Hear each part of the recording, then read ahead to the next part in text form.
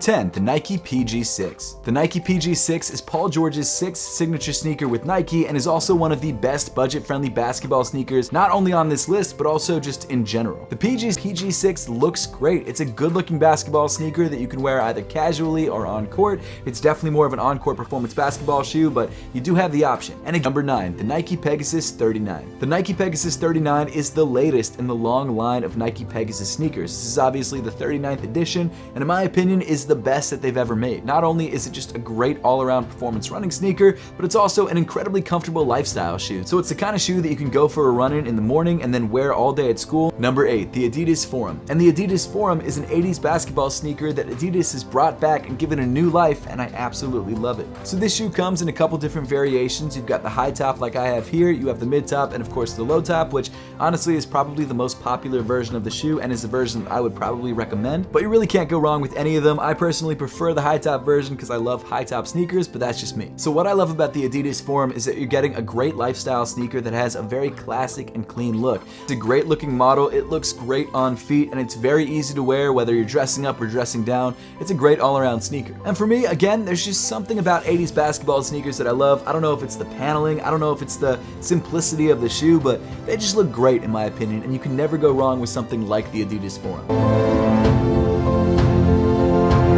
Number 6, the New Balance 990. So this shoe comes in a ton of different variations. You've got the V1 through the V5, the V5 being the latest version, the V3 being my favorite version, and pretty much all of these versions are still releasing to this day. In fact, we're getting the 990 V6 sometime later this year. Now what I love about the 990 line, other than the fact that I'm just a huge New Balance fan, maybe it's because I'm 30, but I think New Balances are coming back, is that these shoes not only look great, but they're incredibly comfortable on foot. And especially now with big collaborators working with New Balance on silhouettes like the 990s, New Balances, and particularly New Balance 990s, are becoming very popular. With apparently these shoes are made in the United States, so maybe there's a little bit more attention to detail when it comes to manufacturing.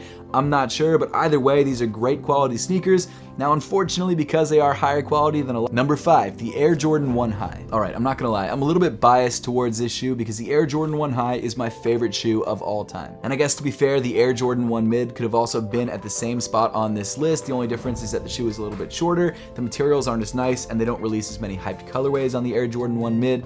But in my opinion, the Air Jordan 1 is just the perfect shoe. In particular, the Air Jordan 1 High, the original. This shoe is just the quintessential 80s basketball shoe. This is a shoe that got me hyped on 80s basketball sneakers, and it's a kind of shoe that you can literally wear in any situation. High fashion, low fashion, to school, to basketball. I mean, I probably wouldn't play basketball in these because they're not that comfortable, but hey, you could. I mean, like a lot of shoes on this list, they were originally designed to play basketball in, so it's possible. And I mean, for a sneakerhead or a Michael Jordan fan, the history that's ingrained in the Air Jordan 1 is some of the most rich and some of the craziest history ever when it comes to sneakers. Number 4, the Puma MB1. So although Puma just recently got back into the performance basketball sneaker making game, they've actually dropped one of the best performance basketball sneakers of the year in the Puma MB1. The Puma MB1 is LaMelo Ball's first signature shoe with Puma and is honestly one of the best looking and also best performing on-court basketball sneakers of the year. I was genuinely surprised by this shoe. I didn't know what to expect, but then I threw them on and I played basketball in them and I was like, wow, these shoes are incredible. And the reviews are great all across the board. People love this shoe. The sneaker features nitro foam cushion in the midsole, which makes it very soft underfoot, yet the shoe is also stable because the midfoot cushion is also contained by this really nice caging, which actually keeps the shoe feeling very stable underfoot. Not only that, the upper of the shoe is incredibly well padded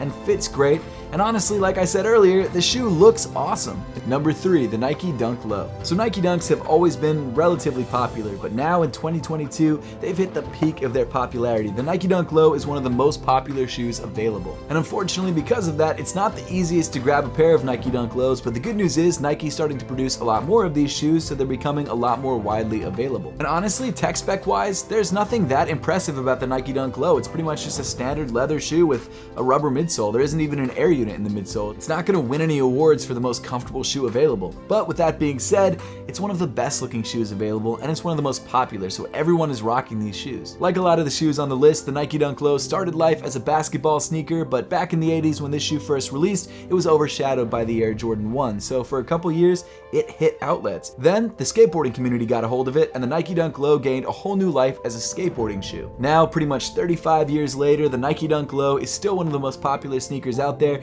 and the reason for its popularity is not just its clean and simple look, but also some of the insane collaborations that have taken place on this shoe. Number 2, the New Balance 550. I know, another 80s basketball sneaker on the list. You guys probably think I'm crazy, but genuinely, the 80s are back and 80s basketball sneakers are back. The New Balance 550 just recently returned over the last 2 years and has quickly become one of New Balance's most popular models. Like all of the other 80s basketball sneakers that we talked about on this list, this shoe features very clean paneling on the upper, which actually comes in some of the highest quality leather that you can get for this price point, and it's just such a good looking all around shoe. And if you like New Balance and you're looking for this sort of 80s vibe, this is definitely the shoe to go with. Plus, New Balance has been very smart with the collaborations that they've taken on the New Balance 550 and have skyrocketed this shoe to sneakerhead popularity. And even if you're not grabbing a collaboration version of the 550, this shoe comes in a ton of different colorways that all look great, and because this shoe is so popular, they tend to sell out pretty quickly.